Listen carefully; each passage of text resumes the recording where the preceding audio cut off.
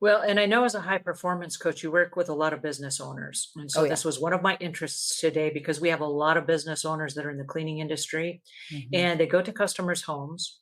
And when they get to the customers' homes, they have a certain way they run their business. But the homeowner does not know how the business owner runs their business. So they don't know what the boundaries are. And we find a lot Right. of homeowners that are pushing boundaries just to kind of find out where those limits are. And so, how do you set the boundaries from the beginning so that you're not constantly fighting with the clients that are pushing boundaries just because they don't know where the boundaries are? Oh, that's such a good question. Well, like you just said, setting up boundaries from the very beginning is the best time to set up boundaries. So, whatever your policies and procedures are, making sure you go over those really clearly. And this is what we do. I have two businesses. I have a private practice as a therapist, and I'm also a business coach with Next Level Wealth.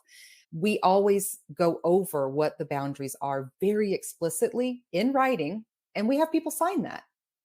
So you can always refer back to that. That's the beauty of it. And then as time goes on, there may be situations that happen that you didn't realize was a boundary and that you might need to add into your contract or into whatever you show people. And then you have to address that more in the moment. A friend of mine says, I love this expression, you better start out like you can hold out. Okay. Because Oh, it's I love so, that. right? Because it's so much harder to go later and we can talk about that too, about how you go back and reinforce boundaries when you've been lax.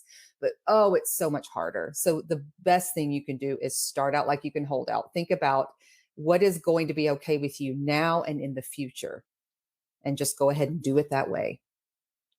So, if that's true, start out like you can hold out. If my end goal is to have boundaries with my cleaning clients, then in order to start out like I'm going to hold out, I've got to start out with my employees so that my employees are Yes. reinforcing those boundaries that our company has. That's exactly right. If you have employees, it's so important that they have bought into the boundaries and that they've bought into your culture, whatever culture you're creating in your business, right?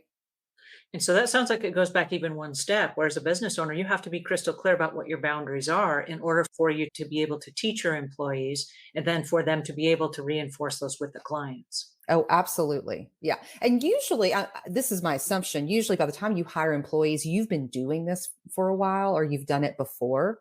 So you know a lot about what your own boundaries are and what boundaries you want to have for your business and with your clients. So it's your job to coach and mentor your own employees about those boundaries and what your expectations are, and then to hold them to that. It starts with you as the business owner. You have to set the tone and you have to keep reinforcing that over and over again.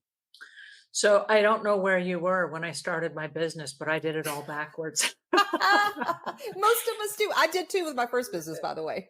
Did you? Oh, I, yeah. uh, I did everything by trial and error, and I just Yep. started the cleaning business, not knowing anything about Of business. course. Yeah. And as people would walk all over me and they would take advantage of me, then I'm like, I don't think that's okay. And I don't know what the answer is, but I'd go home really angry and I would feel jilted or taken Hmm. advantage of, or maybe verbally abused or something. And then I was like, I don't like the way I feel right now, and I don't want it to happen again. There need to be boundaries. And so if you Yes. find yourself in that situation, how do you know what the appropriate boundaries are to create when maybe you don't have any training or background in boundaries? Sure. Yeah. Well, I mean, just like you were saying, the first sign that a boundary's been crossed is that sort of icky feeling you have, right? Where you start to feel anxious about going to this client's house or talking to this client, where you start to feel even scared sometimes. There may not even be anything to be scared of, but it's a reaction we have when our boundaries are being crossed. You start to feel angry, you start to feel resentful.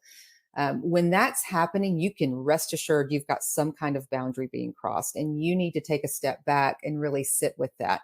What is happening when I talk to this person? What is actually happening when I show up at their house? And then notice what happens when you think about that, right? Mhm. And you really have to take some deep breaths and really sit with that, because it's confusing. Sometimes we get triggered, right? We have these big emotional reactions.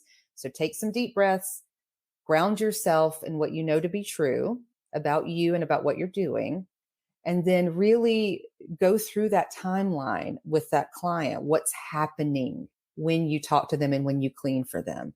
and notice what happens internally inside of yourself when you think about that. That's going to give you a pretty big clue about what the boundary needs to be.